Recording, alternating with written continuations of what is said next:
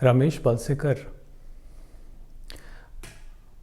he would say a quote from a certain author which goes something like this. He says that there is a mechanism in this human mechanism that prevents this human mechanism from seeing its mechanistic nature.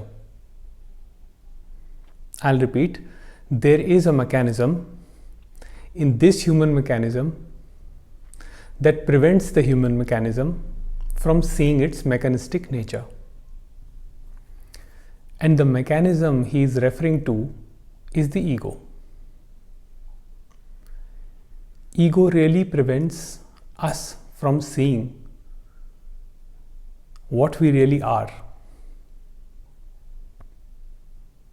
So the instrument or the body-mind organism is just a mechanical system which works according to the forces of nature. The body goes through ups and downs, the mind goes through ups and downs. This complex, the complete mind-body complex is subject to wear and tear,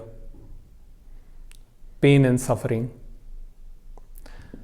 Only the ego comes later and takes ownership of this mechanism and calls it me. And this ownership proves to be costly because the ownership creates suffering. Then everything is perceived from a personal perspective. Why did this happen to me? Why did that happen to me? Why is my life not smooth? Why am I so unhappy? And so on and so forth.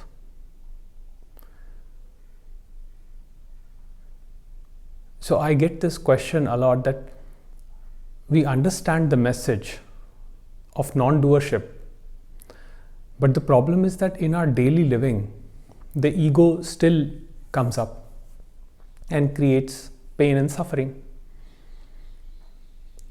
In other words, in our daily interactions, in the daily mundane life, we come across situations where we react and then we feel bad about reacting. And what Ramesh said was that this is purely a mechanical system. The human being is a programmed organism.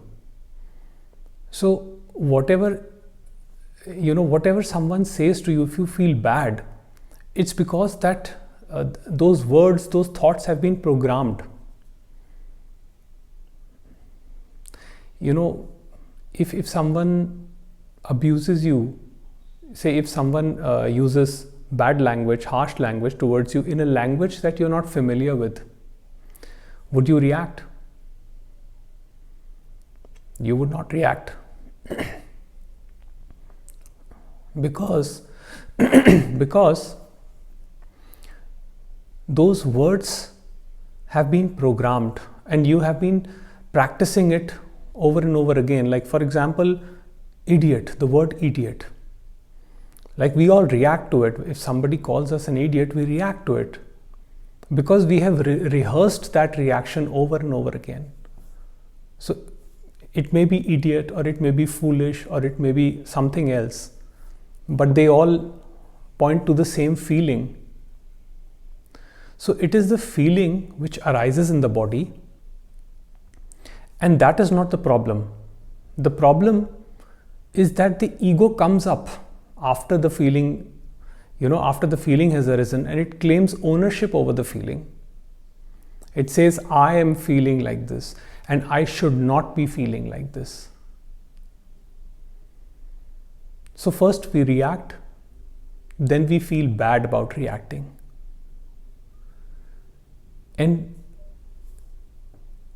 the teaching, the message says that the more you see this mechanism, the more you see how the ego is reacting and how it is creating all these dialogues, that itself weakens the ego. Because using the ego to overcome the ego is not possible. It is like employing a thief to protect your valuables. The thief is going to convince you that it's going to keep your valuables safe. But in the end, it will follow its instinct and do what it's designed to do. Similarly, ego will also do what it's designed to do. So this action-reaction loop creates misery. And once it is accepted that this action-reaction happens because of programming, because of past conditioning, and you were not in control of that.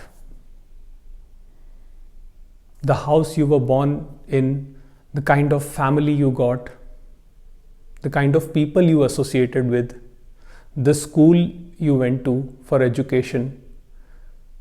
There were so many factors that were never in your control.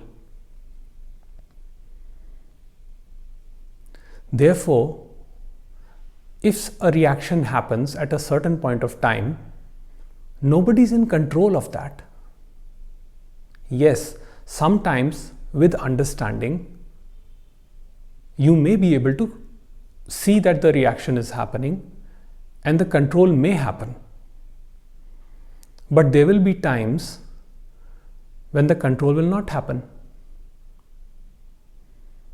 You know, there is a line in Ribhu Gita.